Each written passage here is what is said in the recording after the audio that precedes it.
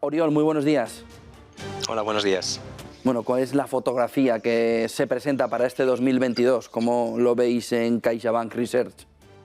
Sí, mira, yo creo que antes de presentar la fotografía es importante un poco ofrecer la valoración de lo que es el principal factor que condiciona esta previsión, ¿no? Que es la propia pandemia. Estamos ahora, de hecho, en un inicio de nueva oleada. Esta nueva oleada es particularmente importante en lo que sería el centro y norte de Europa. Pensamos que está muy afectada pues, por varios factores. El primero es la caída de las temperaturas, después en algunos de estos países una retirada muy fuerte de las medidas de distanciamiento social, el uso de mascarillas y sobre todo por diferencias en la cobertura de la vacunación, ¿no? En Europa tenemos países pues, como España o Portugal que están en el 80-90% y después hay países como Alemania, Austria que están más bien en el 65%, ¿no?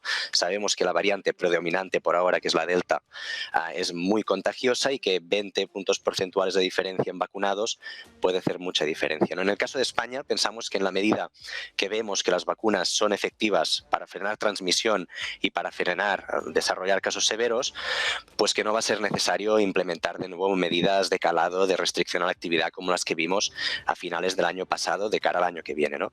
Aquí, naturalmente, el principal interrogante es qué va a pasar con la nueva variante, la Omicron.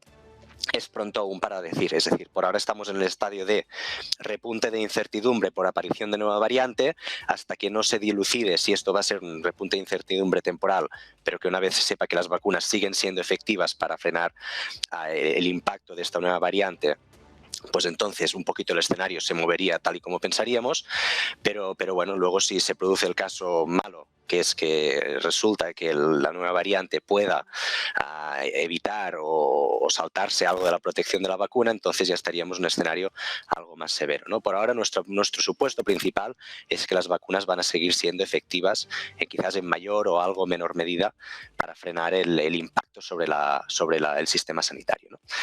Una vez tenemos esto en cuenta, pues para el año que viene lo que vemos, de hecho, es un patrón de aceleración del crecimiento. Para este año prevemos un avance del PIB del 4,4% y para el año que viene uno muy cercano al 6%. Estamos hablando del 5,9%. ¿A qué se deberá este crecimiento? Pues hay principalmente tres motores ahí detrás. En primer lugar está el turismo. No podía ser de otra manera, es decir, es un sector muy importante para la economía española, es el más damnificado tras la pandemia y ahora tiene mucho margen de recorrido para crecer o para recuperarse, mejor dicho, ¿no? Ya hubo cierta recuperación en el 2020, en el verano de 2021, pero aún queda mucho margen, mucho recorrido para hacer y entonces para 2022 sí que se espera que haga una contribución importante al crecimiento, ¿no? El segundo elemento es otro factor también que no podía ser de otro modo por su magnitud, son los fondos europeos, el Next Generation EU. Estamos hablando que a lo largo de 6 años, pero sobre todo en los 3 primeros años, 21-23, se tienen que gastar una cantidad que es aproximadamente el 5,5% del PIB de 2019 y por lo tanto va a hacer un impacto muy elevado en 2022. Los fondos europeos se han empezado a implementar con cierto retraso. En el 2021, respecto a lo que estaba contemplado en los presupuestos, van con cierto retraso, pero ya se está empezando a coger cierta carrilla y pensamos que en el 2022 es cuando se va a ver en su mayor amplitud este impacto del paquete fiscal de ayuda europeo, ¿no? Y luego el tercer motor es el consumo embalsado. Todos sabemos, en el 2020 apareció una bolsa de ahorros. Esta bolsa de ahorros fue fruto a la caída del consumo que se produjo, que había motivos de incertidumbre, pero también había motivos de que simplemente no se podía salir a consumir. Pero que, claro, por el otro lado había todas las políticas, todos los elementos de política económica que ayudaron a frenar la caída de los ingresos de los hogares. Estamos hablando aquí de muchas medidas, principalmente de los ERTEs, y entonces esto hizo aparecer esta bolsa enorme de ahorros que valoramos en torno a 45.000 millones de euros. Esto ya se está materializando en el 2021, pero seguirá teniendo recorrido en el 2022, ¿no? Detrás de estos elementos así de crecimiento también hay elementos que lastran un poco el crecimiento, ¿no? Todos los conocemos, están en la prensa diaria. Estamos hablando pues del repunte de precios debido a la crisis energética y estamos hablando también de todas las disrupciones en las cadenas globales de suministro, ¿no? Por ahora y de momento, nosotros sí vemos que esto puede limitar el crecimiento para el año que viene. Estamos hablando de un impacto en torno al medio, de entre un medio y un punto del crecimiento, pero que es decir, que esto en un año normal estaríamos hablando de cifras de una magnitud muy grandes, pero en el contexto actual no pensamos que esto sea suficiente como para descarrilar este trasfondo de recuperación fuerte que estamos pintando, ¿no? Naturalmente todo va a depender de la persistencia de estas problemáticas. En el caso de crisis energéticas va a depender de si una vez pues, salimos del invierno, pues efectivamente tal y como se espera se moderan los precios, y en el caso de los cuellos de botella, ahí ya va a depender un poquito más de cada sector en particular, ¿no? Pero sí que pensamos que a partir de mediados de 2022 estos impactos se deberían ir moderando.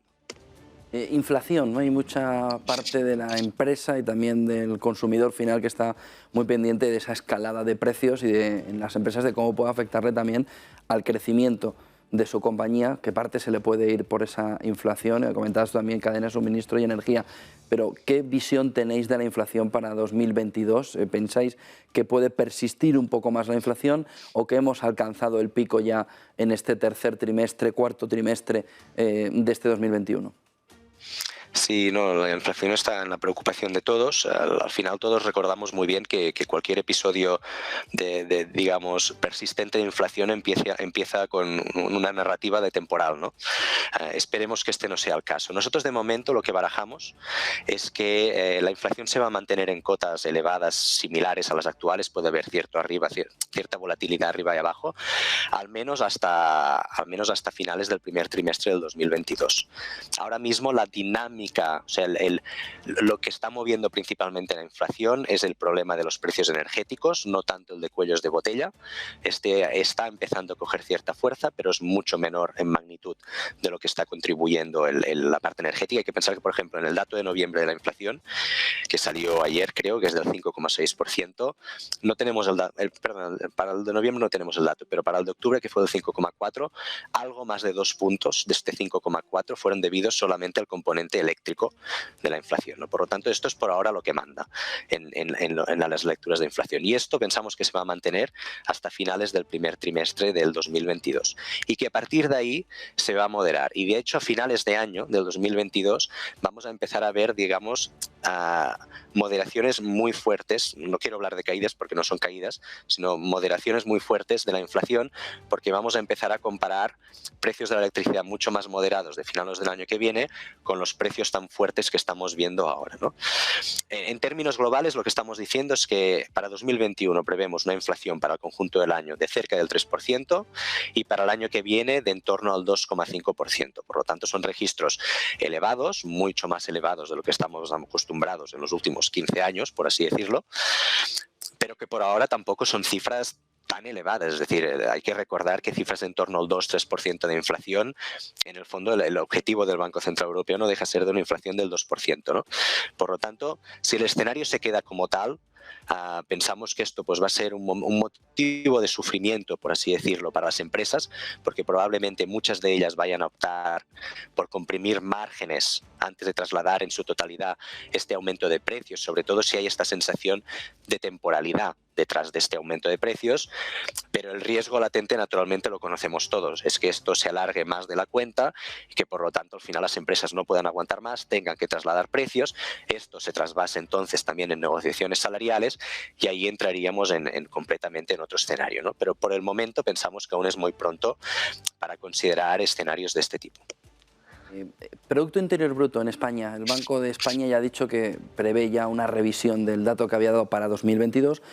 ¿Cómo veis vosotros el dato de Producto Interior Bruto, de crecimiento de la economía española, también para el próximo ejercicio? Y si pensáis que ahora mismo las previsiones, con todo el nubarrón que hay encima, quizá hay que ponerlas un poco en barbecho, hay que bajarlas un poquito. ¿Cómo lo veis vosotros? Bueno, no, ya se han venido implementando y nosotros en nuestro caso, nosotros veníamos de una previsión del 6,3% para el año que viene.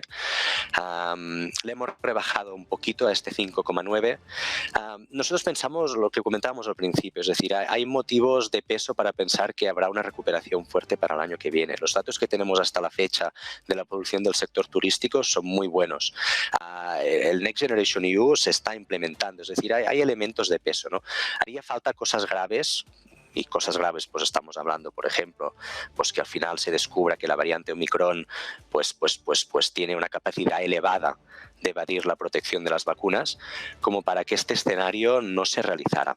Además, en el caso de España tenemos un elemento de sustento muy importante, que es la evolución del mercado laboral. Estamos hablando que el mercado laboral, hoy sabremos el dato de afiliados, pero en términos de empleo hemos ya prácticamente recuperado los niveles precrisis. Es verdad que hay cierto desacople ahora mismo entre los datos de PIB y los datos de mercado laboral, ¿no? En el mercado laboral ya estamos casi en niveles precrisis, en términos de PIB estamos, con los datos del tercer trimestre, algo más de un 6% por debajo, ¿no? Esto quiere decir básicamente que ha habido, al menos de forma temporal, una caída de la productividad que puede ser debido pues, a factores de ajuste, ahora que se está reactivando la actividad, la manera en que se están reincorporando los trabajadores, pero que pensamos que esto se va a revertir en el futuro y que parte del crecimiento para el año que viene va a venir de volver a conjugar estos datos de mercado laboral con los datos de actividad. Muchísimas gracias por ese análisis. Oriol Carreras, economista de CaixaBank Research, del Departamento de Economía Española y especialista en previsiones de PIB de España. Oriol, muchas gracias, buen día y buen negocio. Muchas gracias a ustedes, buenos días.